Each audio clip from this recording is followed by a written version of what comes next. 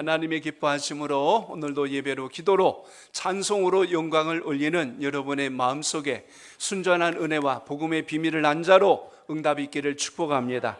오늘 말씀의 제목 같이 나눕니다. 먼저 행하시는 하나님. 먼저 행하시는 하나님. 아멘. 무더운 8월 한 달 또 지혜롭게 잘 넘겨가야 할 터인데 지난 한 주간 은혜 가운데 휴가를 아주 먼 곳에 잘 다녀왔어요. 집에서 아주 푹 쉬었습니다. 아주.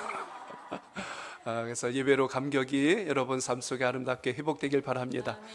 집을 나가려고 그랬더니 열기가 얼마나 세든지 아유 집이 제일 좋다 그랬고, 그리고 또 오늘 이렇게 보니까 뭐니 해도 예배당이 제일 시원해요. 그래서 오늘 이렇게 금요기도에 오신 여러분의 마음속에 하나님의 약속과 복음의 비밀로 승리하는 은혜가 있길 축복합니다. 이렇게 여러분 얼굴 뵈니까 보고 싶었는지 눈이 다 쑥 들어가셨어 그냥.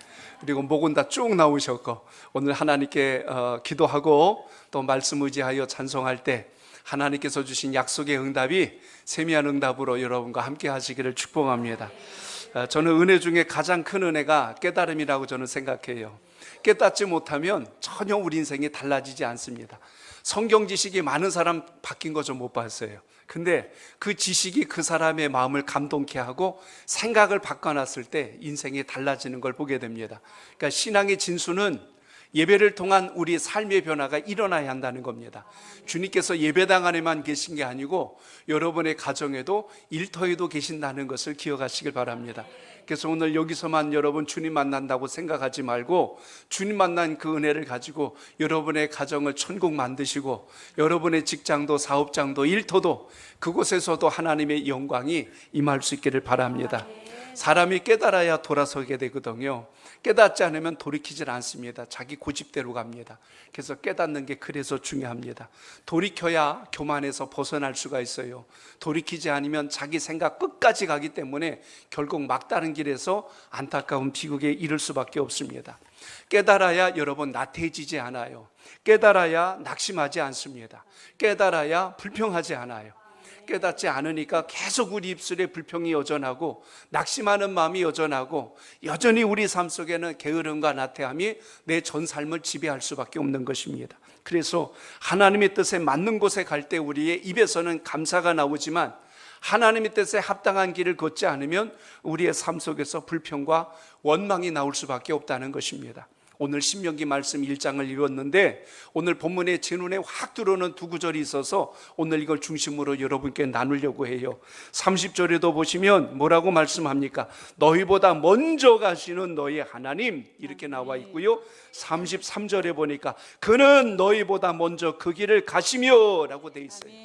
그러니까 여러분이 없는 길을 가는 게 아니고 하나님께서 예비하신 그 길을 지금 가고 있다는 것을 오늘 꼭 기억하시길 바랍니다. 이건 놓치기 때문에 우리가 두려워하고 걱정하고 염려하고 원망하고 불평하는 모든 이유의 시작이 어디 있어요? 내가 혼자 간다고 생각하는 겁니다. 주님이 안 계신다고 생각하는 거예요.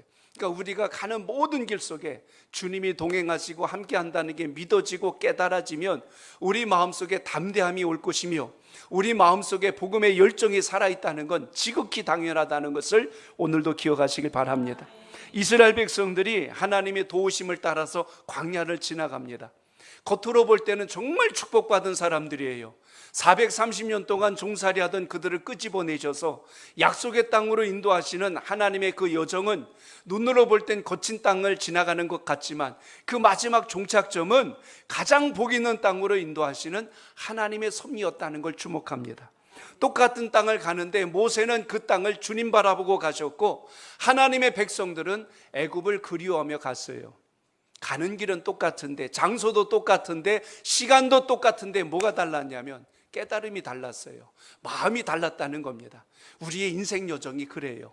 똑같이 예수 믿고 신앙생활 하는 것 같지만 어떤 사람은 예수님을 믿고 감사와 기쁨과 소망으로 가는 사람도 있지만 어떤 사람은 골고다 언덕길을 홀로 걸어가는 것처럼 죽을 길 가는 것처럼 그렇게 힘들어하고 어려워하고 불평하고 원망하고 낙심하는 것을 보게 됩니다. 하나님께서 그들에게 때를 따라 만나도 주셨고 때로는 고기 먹고 싶다고 해서 메추라기도 주셨어요.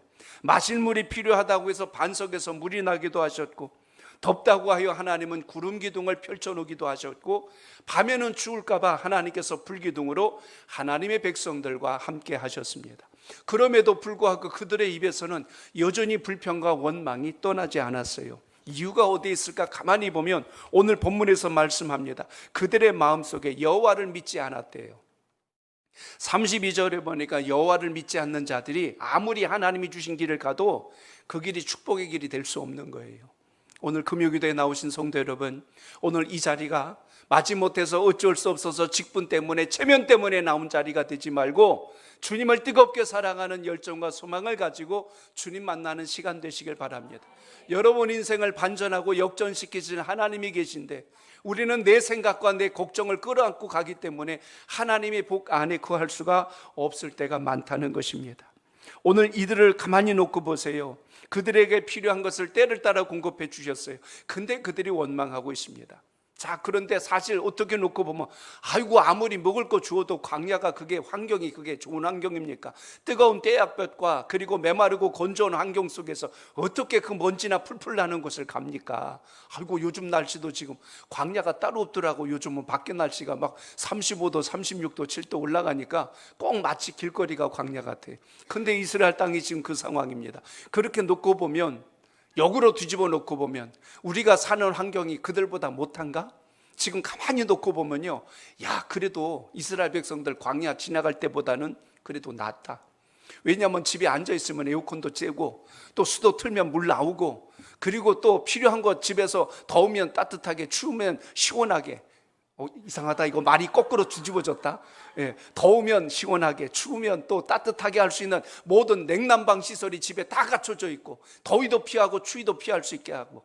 이스라엘 백성들은 광야 지나갈 때 뭐 양산 쓰거나 선글라스 낀 거 없잖아요. 근데 여러분 우리의 모든 환경은 지금 윤택해요. 그런데 여전히 우리는 이상하게도 불평과 원망이 여전하다는 겁니다. 굶어 죽는 것도 아니고 마실 물이 없는 것도 아니고 헐벗은 것도 아니고 노숙자처럼 집이 없는 것도 아닌데 여전히 우리 마음속에는 원망하고 불평하는 마음이 여전하다는 것입니다. 오늘 그렇다면 여러분 우리의 삶 속에서 다시 한번 깨달아야 할 게 있어요. 왜 우리는 그때보다 더 넉넉하고 여유롭고 평안하게 사는데 왜 우리는 여전히 불평과 원망에서 벗어나지 못할까? 10년 전, 20년 전, 30년 전보다 더 잘 살고 있는데 왜 우리 마음속엔 여전히 이런 마음들이 떠나지 않을까? 누가 나보다 조금 더 잘 살고 누가 나보다 조금 더 가졌다고 그러면 배가 아프고 속이 상하고 세상이 왜 이러냐고 사회를 원망하고 이런 마음들이 왜 우리 속에선 떠나지 않을까? 우리의 삶을 가만히 놓고 보니까요, 너무나 운을 좋아하는 것 같아요. 운이 좋아야 된다, 재수가 좋아야 된다, 뭐 이렇게 뭔가 좀 특별의식을 가지려고 하는 생각들이 너무나 많이 우리 속에 있어요. 흔히 여러분 네이클로바의 꽃말을 뭐라고 해요? 행운. 예. 그럼 세이클로바의 말 꽃말은 뭐라고 그래? 어떻게 다 아시네. 아 그래. 그런데 우리 학창 시절에 네잎클로바 찾으려고 세잎클로바 얼마나 밟고 다녔어요. 다 뒤집고 뽑아내고 해가지고 결국 4개 행운을 찾았다고 코팅을 하고 말려가지고 책갈피로 넣고 그것만 있으면 마치 뭔가 대단한 일이 생길 것처럼. 그런데 그걸 하나 얻으려고 얼마나 무수히 많은 그 행운을, 행복을 우리가 밟고 다녔을까? 행운도 좋긴 하겠지요. 그런데 가만히 놓고 보면 여러분의 삶이, 평생의 삶이 행복한 여정이 되시길 바랍니다.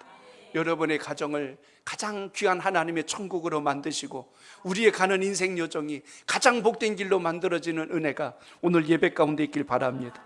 저는 오늘 이 시간 여러분과 함께 하나님의 은혜로 충만한 사람들이 받을 복은 무엇인가, 또 하나님이 은혜를 주셨는데 그걸 망각하고 가는 인생은 무엇인가, 오늘 그걸 다시 보려고 합니다. 그래서 오늘 신명기 말씀은 광야를 지나가는 이스라엘 백성들에게 주신 말씀이에요. 특히 하나님의 백성들이 걸어간 과정 속에 출애굽기를 보면 광야란 말이 많이 나옵니다. 특히 이스라엘 백성들이 지나간 그 출애굽 여정을 보시면 거기 광야들이 많이 나와요. 제 지도 하나 좀 잠깐 볼까요?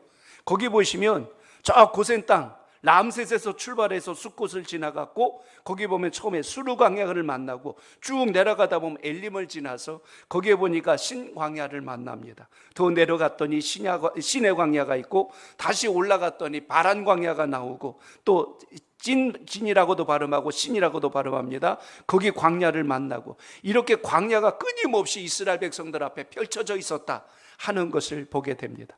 이들에게만 광야가 있었는가? 가나안 땅에도 여전히 광야는 존재했고, 유대 백성들도 마찬가지로 유대 광야라는 표현을 예수님이 그곳에서 공생의 사역을 시작하면서 악한 마귀 권세와 싸워 이기신 역사도 우린 기억합니다. 세례 요한이 사역했던 것도 광야라고 성경은 기록하죠. 여기만 나오는 게 아니에요. 성경을 쭉 보면 모세 때도 보면 어디예요? 미디안 광야에서 양을 40년 동안 쳤던 우리 모세를 기억합니다. 또 바울을 보십시오. 3년 동안 아라비아 광야에서 그도 역시 그곳에서 하나님의 은혜를 다시 재정립하고 사도로서의 길을 준비했던 것을 우리가 봅니다. 제가 중요한 사실을 한 가지 또 보는 거예요. 광야는 고달프고 힘겨운 길이 아니라 하나님을 만나는 장소로구나.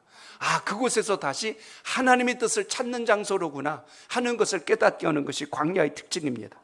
성경적 개념 한문을 풀이하면 광야란 뜻은 거칠고 넓은 들이란 뜻이에요. 거칠고 넓은 들, 한마디로 말하면 식물을 심어도 나지 않는, 비 한 방울 제대로 오지 않는, 1년의 강수량이 200mm도 안 돼요. 뭘 심어도 날 수 없는 그런 척박한 땅이 광야입니다. 물이 없고 가축을 기를 수 없고 농사를 지을 수 없는 그런 척박한 땅, 삶의 희망이 전혀 없는 땅인데 성경은 이 땅을 히브리 원문에 보니까 이렇게 표현합니다. 미드바르라고 표현하고 있어요.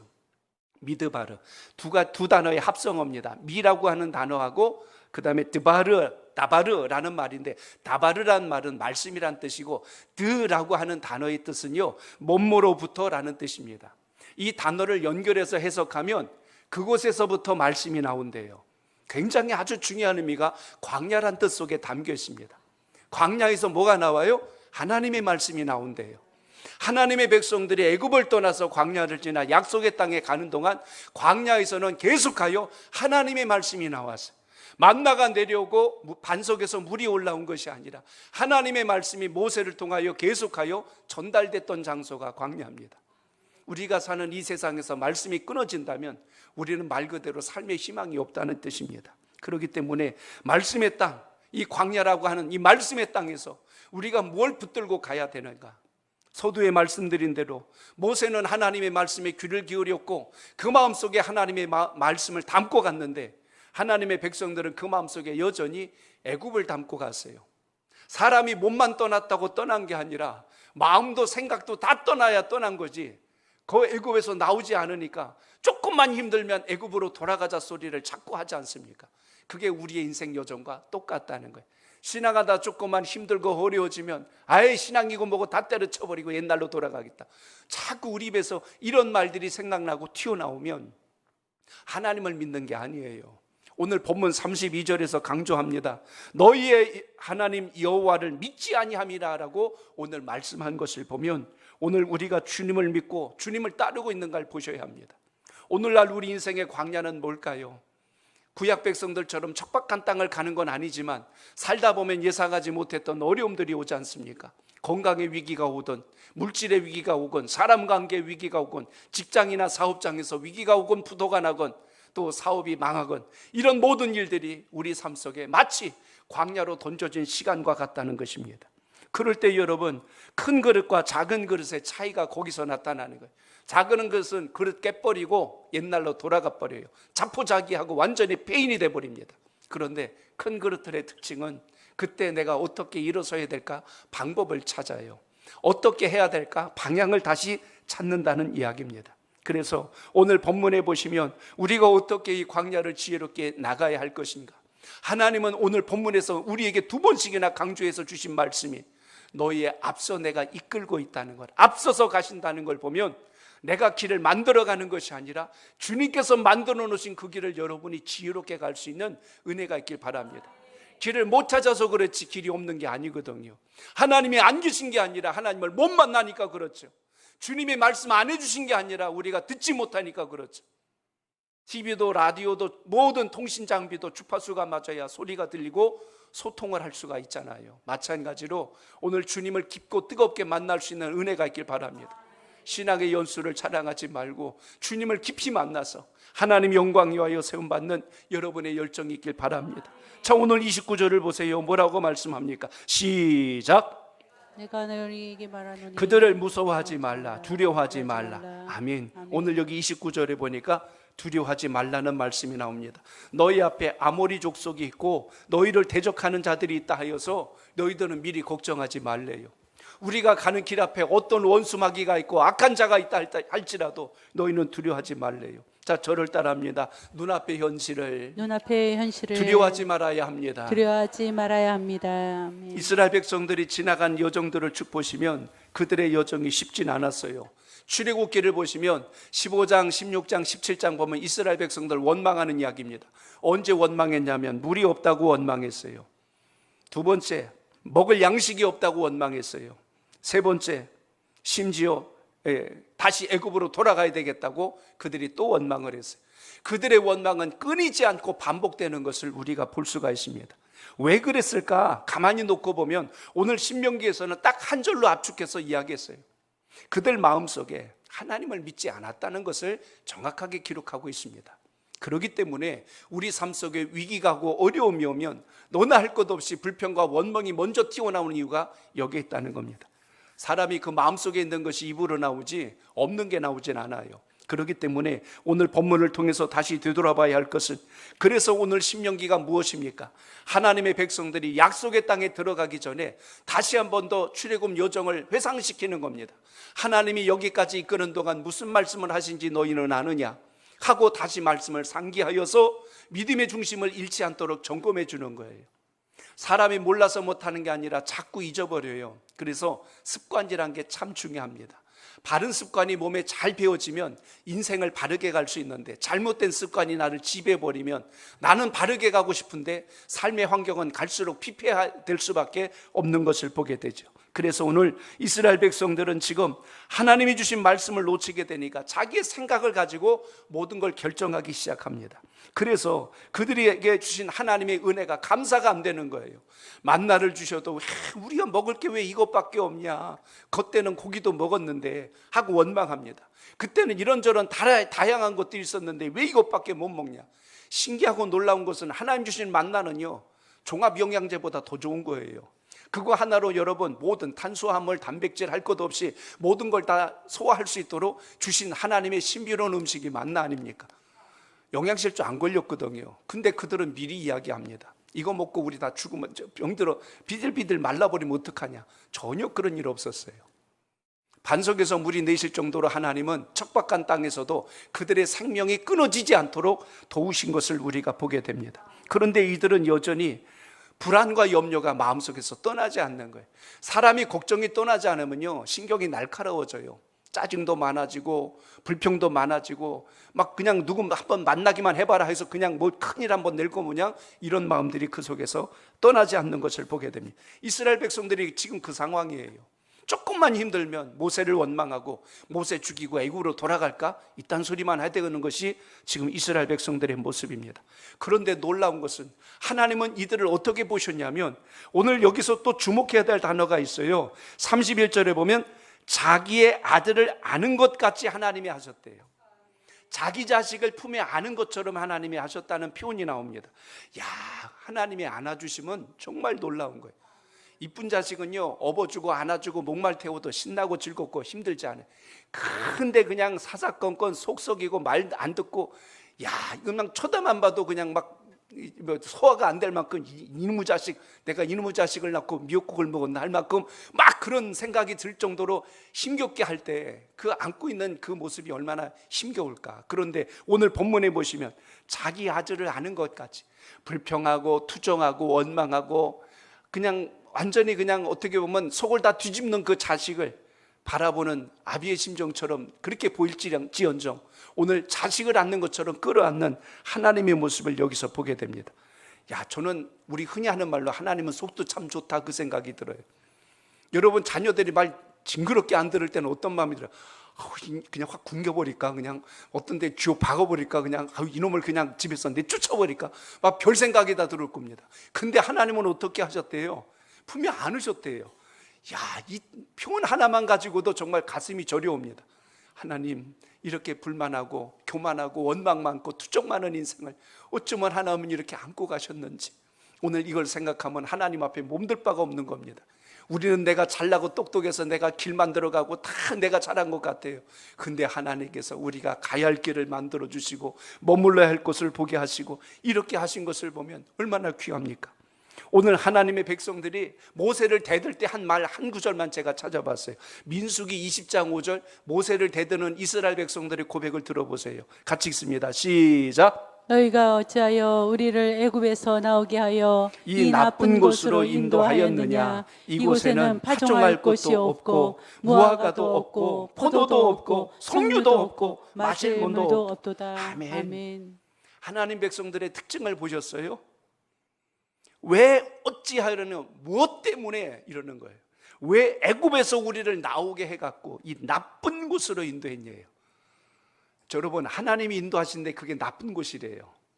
제가 이런 말씀 자주 드려요. 하나님이 계신 곳이 제일 안전하다. 하나님이 계신 곳이 제일 안전한 곳이다. 그곳이 어떤 땅이 됐든 간에 하나님이랑 같이 있으면 제일 안전해요. 근데 지금 이들은 뭐라고 그래요? 나쁜 곳으로 인도했대요. 그러니 그들이 보는 눈과 모세가 바라보는 시선이 어쩌면 이렇게 다를까? 그들이 한다는 말이 뭡니까? 이곳에는 파종할 곳도 없대요. 농사할 데도 없대고 그래요. 여러분, 광야가 농사하는 곳입니까? 아니에요. 지나가는 곳이에요. 우리가 머무르고 정착하고 안식해야 될 곳은 영원한 본향 천국이란 걸 잊지 않길 바랍니다. 자꾸 땅에 소망을 두니까 원망이 안 떠나는 거예요.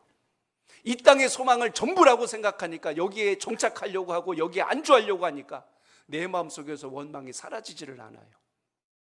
우리의 영원한 본향 천국을 향한 소망이 여러분의 소망이 되시길 바랍니다. 이 땅은 지나가는 곳이에요.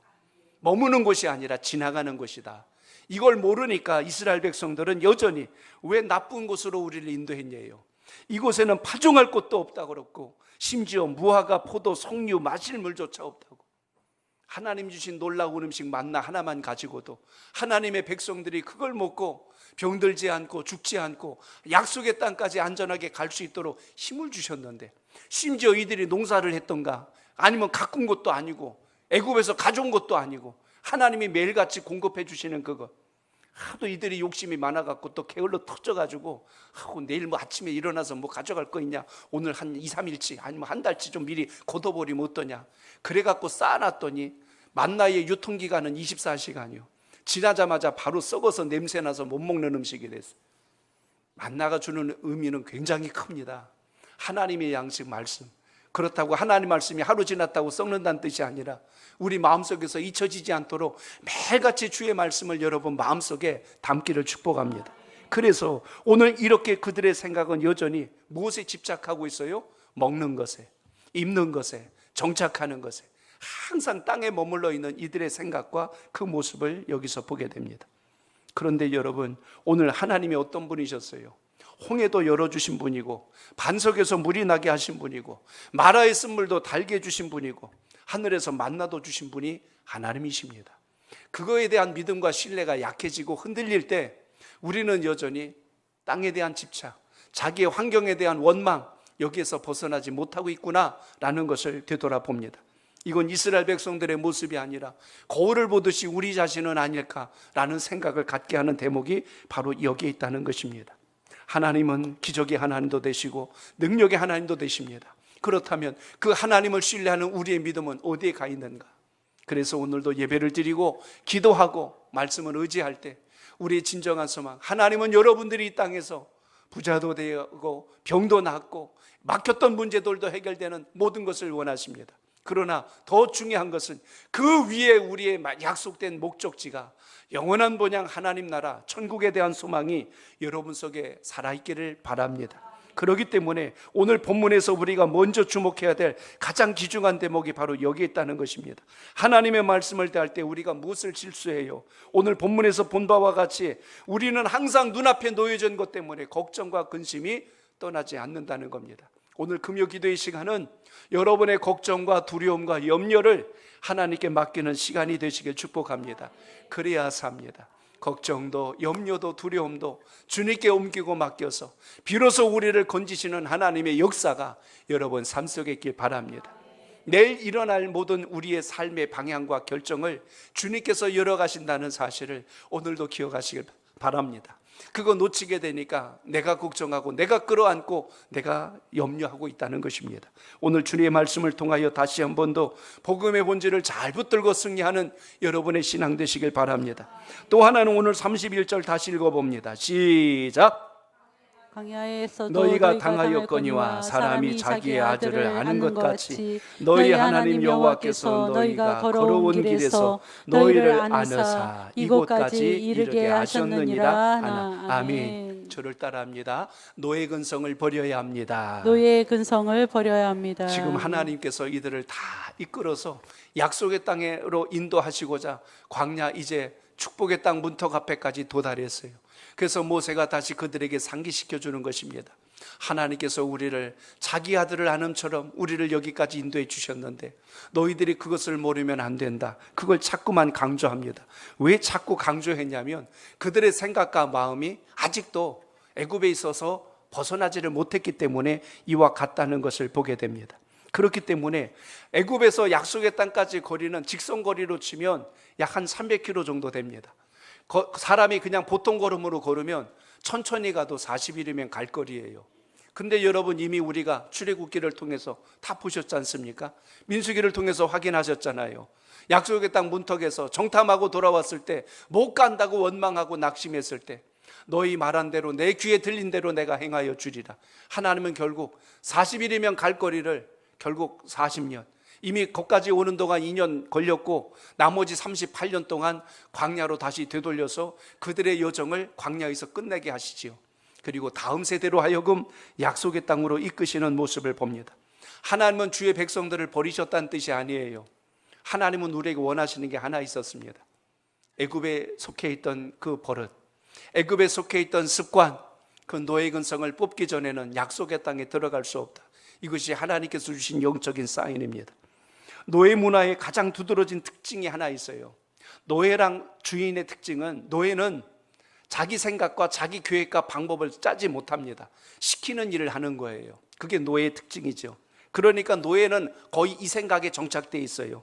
오늘도 편하게, 오늘도 잘 먹고, 오늘도 잘 살자. 하루하루 그냥 주는 대로 먹고 시키는 대로 일하고 그렇게 살면 하루하루가 그냥 행복하다고 생각하는 게 노예 근성의 특징입니다. 그렇게 있던 것, 아무 걱정 근심 없이 살았던 것, 시키는 대로 주는 대로 먹고 몸은 좀 고달퍼도 그렇게 사는 게 당연한 것처럼 익숙해져 있는 것이 문제가 된다는 사실입니다. 오늘 우리가 세상을 살아가면서 어디에 익숙해지고 어디에 편해지고 있는가를 잘 보세요. 그럼 여러분의 영적 현주소가 드러나게 됩니다. 하나님 나라 일에 있어서는 절대로 손해보거나 양보하지 않길 바랍니다. 그게 믿음의 사람들이 가야 할 길이에요. 그게 축복의 길이고 상급이 있는 길이라는 것을 잊지 않길 바랍니다. 어디서 알바하는 학생이 그랬대요. 주인이 그날 손님이 하도 안 와가지고 걱정하는데 저 주인 아저씨, 손님 없으니까 너무 편해요. 손님 없으니까 너무 편해요. 어떻게 됐을까? 주인은 속이 바짝바짝 타들어가는데 그게 알바하는 사람과 주인의 마음 차이예요. 보는 시선이 그렇게 다른 거예요. 오늘 여러분 우리의 신앙과 믿음관이 어디에 있어야 할까를 잘 다시 한번 되돌아보세요. 오늘 여러분 책임성도 없고 공동체성도 없는 것, 그게 노예 근성의 특징입니다. 오늘 하나님의 사람은 언제나 주님께서 내게 주신 것, 맡겨주신 것에 대한 본질이 항상 살아있는 은혜가 여러분 삶 속에 있기를 축복합니다. 패배의식에 사로잡히면 승리의 고지를 바라볼 수가 없어요. 항상 믿음의 자리에서 여러분이 주신 복음의 본질을 잘 붙들고 승리할 수 있길 축복합니다. 요즘 이제 내일 모레면 이제 올림픽이 끝납니다. 우리나라 선수들을 보면서 참 과거랑 달라진 모습들을 보면서 저도 참 감동을 해요. 옛날엔 여러분 3등 하면요 얼굴이 완전히 알지요? 죽상이 되는 거 알아요? 이렇게 해가지고 금메달 못 땄다고. 그런데 요즘 우리 3등 돼도 얼마나 좋아하는지 몰라요. 막 메달 달았지만 옷깃도 세워주고 막 얼굴 하트도 하고 막 손도 흔들고 카메라 갖다가 셀카도 찍고 막 이래요. 근데 다른 나라 선수 얼굴 보니까 완전히 백지장이 돼서 하고 있는 거예요. 우리 선수만 해맑은 미소를 짓고 있어요. 우리가 가야 할 인생 여정 속에서 우리의 가야 할 길이 항상 주님으로 인하여 감사와 기쁨과 소망으로 갈 수 있길 축복합니다. 그것이 믿음 있는 하나님의 사람들이 갖춰야 될 영적인 덕망이라는 것을 오늘도 기억하시길 바랍니다. 세상의 어느 부모인들 자기 자식이 고생의 길을 가는 걸 당연시 여기거나 아무렇지 않게 볼 부모가 누가 있겠어요?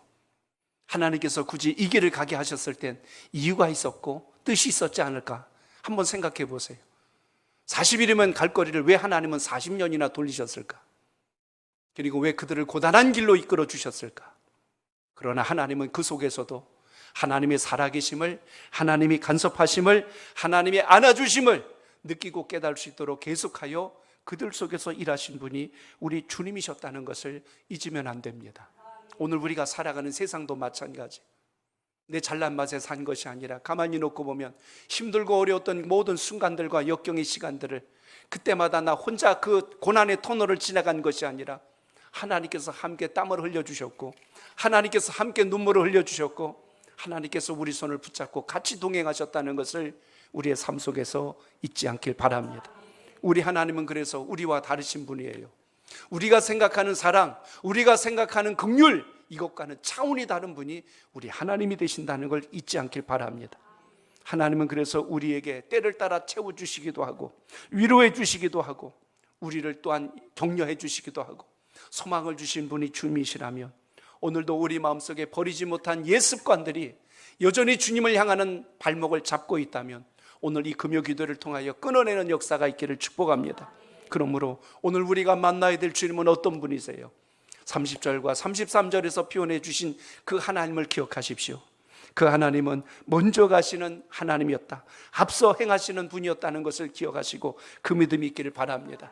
한번 저를 따라합니다. 앞서 행하시는 하나님을 경험하라. 하나님을 경험하라. 30절을 다시 읽습니다. 시작. 너희보다 먼저 가시는 너희의 하나님 여호와께서 애굽에서 너희를 위하여 너희 목전에서 모든 일을 행하신 것 같이 이제도 너희를 위하여 싸우실 것이며. 아멘. 그 하나님께서 우리의 눈앞에서 지금도 싸우신다. 지금도 싸워주시고 악한 곳에를 막아주시고 여러분의 대로를 열어주시는 분이란 걸 믿고 소망 중에 기도하시길 바랍니다. 30절에서 여러분이 기억하셔야 될 단어가 바로 그겁니다. 먼저 가시는 너희의 하나님, 너희 앞에 행하시는 그 하나님이란 표현을 기억하십시오. 33절 다시 읽어볼까요? 시작. 그는 너희보다 먼저 그 길을 가시며 장막 칠 곳을 찾으시고 밤에도 낮에는 구름으로 너희가 갈 길을 지시하신 자이시니라. 아멘. 오늘 주님께서 우리가 가는 길을 홀로 고생스럽게 가라고 하신 게 아니라 그 길 속에서 주의 음성과 그 뜻을 잘 분별하고 가라고 우리를 붙들어 주셨다는 걸 잊지 마시고 그네가 여러분 삶 속에 있길 바랍니다. 하나님은 우리에게 싸움에 나가라고 떠밀어 놓으신 것이 아니라 멀리서 지켜보시는 하나님이 아니라 우리 앞에 가서 원수들을 다 두들겨 패놓고 너 내 백성들 건들기만 하면 너희들 아주 끝장을 내줄 거야 하고 엄포를 놔서 꼼짝을 못하게 하시고 그렇게 해서 마침내 승리를 이루게 하시는 하나님. 그러니까 이스라엘 백성들이 싸우러 갔더니 대적들이 가만히 얼빠진 놈들 모양 가만히 있는 거예요. 그래서 막 이거 별것들 아니네. 이놈들 봐라. 이 상대도 안 되는 것들이 까불고 있었네. 야 이것 봐, 우리가 이렇게 힘이 세대니까 이러면 안 된다는 거죠. 하나님이 어떻게 했어요? 이미 정신줄 다 놓게 했어요. 그 손 올려 들지도 못하게 했어요. 너 손 한 번 들면 네 머리 2대 맞을 줄 알아. 이렇게 갖고 하나님이 계속하여 대적들의 간담을 서늘하게 만들고 그들의 사기와 의욕을 다 떨어뜨려 놨기 때문에 그 원수들을 이길 수 있도록 하나님이 섭리해 주셨다면 오늘도 이렇게 일하신 하나님이 계신다는 걸 기억하고 그 믿음 속에서 우리의 삶이 더 강건함을 입는 역사가 있길 축복합니다. 그러므로 우리는 믿음의 싸움에서 두려워할 것이 아니라 하나님이 함께 하시는가를 늘 점검하고 그걸 붙들 수 있는 지혜가 있길 바랍니다. 주의 음성은 듣지 않고 가니까 힘들어요. 그래서 어려워요. 야고보서 4장 7절에 보니까 마귀를 대적하라, 그리하면 너희를 피하리라 라고 그랬습니다. 그래서 여러분, 우리는 도망가고 숨는 자가 아니라 하나님께서 역사하시는 그 능력과 은혜를 붙들고 오늘도 기도하시길 바랍니다. 이유가 뭐죠? 하나님은 우리를 인도하시는 분이에요.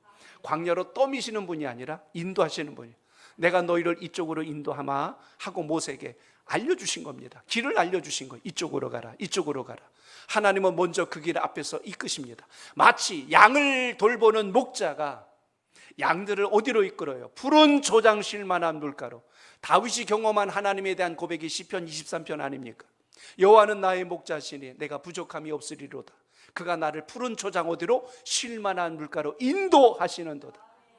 이스라엘 백성들에게 하나님이 보여주시는 것은 인도하시는 하나님. 나는 너희를 뒤에서 지켜보는 여호와가 아니라 너희 앞에서 내가 너희를 이끄는 여호와니라. 그러므로 오늘도 여러분, 내일 아니면 우리가 올 살아갈 후반기가 내 앞에 어떤 수많은 일들이 지금 준비되고 계획되어 있을지라도, 그 길이 설령 우리를 두렵게 하고 걱정하게 만드는 일을 할지라도 이미 하나님께서 먼저 그것을 다 작업하시고 섭리하고 계신다는 걸 믿고 소망 중에 기도하시길 축복합니다. 그래서 하나님은 어떤 분이세요? 인도만 하시는 분이 아니라 길을 열어주시는 하나님, 여러분이 가야 할 길을 열어주시는 하나님, 여러분 앞에 장애물을 놓고 문을 꼭꼭 걸어 잠궈서 힘들고 어렵게 하시는 분이 아니라 문을 열어주시고 길을 내주시고 걸림돌들을 다 제거해 주시고 안전하게 갈 수 있도록 모든 것을 예비하시는 하나님, 그것이 우리 하나님의 섭리였음을 기억하시길 바랍니다. 그러므로 광야의 구름 기둥과 불 기둥을 생각해 보세요. 저는 그걸 떠올릴 때마다 하나님이 어쩌면 이렇게 자상하실까?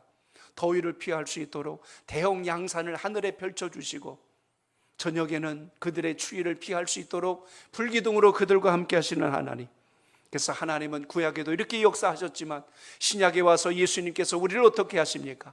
인도하시는 하나님을 뿐만 아니라 하나님께서 우리에게 주신 약속을 바라볼 수 있도록 내가 곧 길이요 진리요 생명이라고 길을 내주신 우리 주님, 그리고 우리에게 영원한 본향 천국을 예비해 주셨잖아요.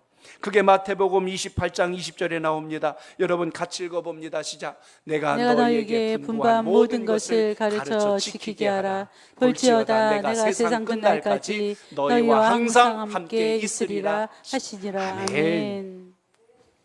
승천하시고 안 보이시는 분이 아니라 세상 끝날까지, 주님이 다시 오실 그때까지 성령님으로 여러분과 함께 하시는 분이 우리 주님이라는 사실을 잊지 마시고 오늘도 그 은혜가 여러분 속에 있기를 축복합니다.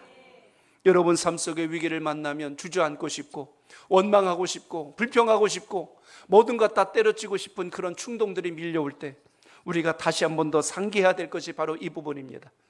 우리 하나님께서 우리보다 앞서서 길을 내시고 앞서서 행하신다는 이 사실만 기억해도 우리가 낙심하지 않아요. 오늘 우리가 사는 세상이 참 편리해졌지만 참 복잡해졌어요. 할 일도 많고 알아야 될 것도 너무 많아요. 적응이 안 되니까 때로는 불안감을 이기지 못해서 우울증으로 고통하는 분들도 계세요. 아이들도 성장하면서 사회 적응력이 점점 떨어져서 힘겨워하는 걸 보게 됩니다. 그럴 때마다 우리가 잊지 말고 기억해야 될 말씀이 오늘 31절, 오늘 30절, 그리고 오늘 33절 말씀처럼 우리 주님께서 지금도 함께 하시고 우리 앞에서 길을 내신다는 확고한 신념을 가지고 이 세상의 모든 두려움을 극복하고 이길 수 있는 신앙의 역사가 우리 삶 속에 살아있길 축복합니다. 실패하는 자들의 변명이란 글을 읽어봤어요. 종류가 너무 많습니다. 그 중에 몇 가지를 읽어볼게요. 좋은 연줄이 있었으면 이렇게 생각하는 사람들이 실패하는 사람들의 특징 중에 하나입니다. 나는 좀 백이 있어야 되는데 이게 없어서 내가 안 되는 거야. 어떤 사람은 이렇게 합니다. 좀 더 능력 있는 부모를 만났어야 되는데, 좀 더 상황이 좀 더 순탄했어야 되는데, 조금만 더 좋은 머리를 내가 가졌어야 되는데 하고 계속하여 부족하고 없는 것을 봅니다. 누구처럼요? 이스라엘 백성들. 파종할 장소도 없고 석류도 없고 뭐도 없고 무화과도 없고 왜 이런 나쁜 땅으로 우리 인도했냐고 계속하여 안 되는 것 없는 것만 바라보는 이스라엘 백성들처럼 실패하는 자들의 특징입니다. 성공하는 사람들의 글을 정리해보면 거기에 공통적으로 등장하는 단어가 있어요. 하나는 저는 가난하고 가진 게 없었습니다. 그래서 남보다 더 부지런해야만 했습니다. 좀 배우지 못했기 때문에 꼼꼼히 메모를 하면서 잘 챙겼습니다. 어떤 사람은 이야기합니다. 저는 너무나 약했기 때문에 다른 사람들보다 2배의 노력이 필요했습니다. 저는 상황이 너무 안 좋았기 때문에 매사에 더욱더 신중했습니다.